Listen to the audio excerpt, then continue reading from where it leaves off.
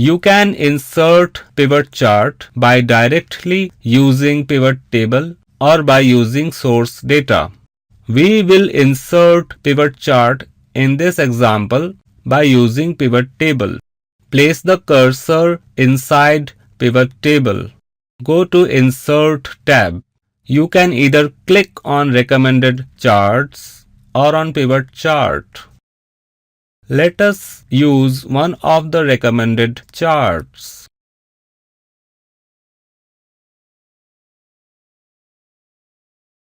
Pivot chart has been inserted in the existing worksheet.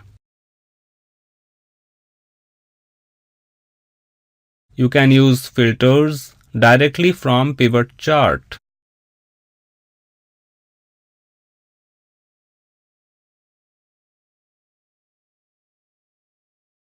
Click on plus icon and see the preview of different chart elements before applying them.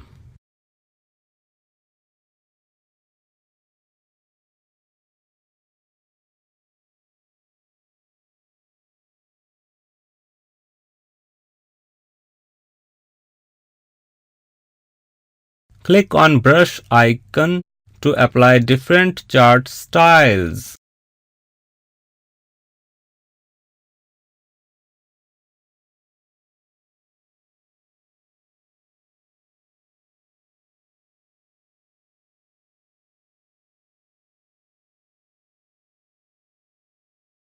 Go to Format tab and apply different chart shapes and styles. Through Design tab and Analyze tab, you can apply many more features in your pivot chart.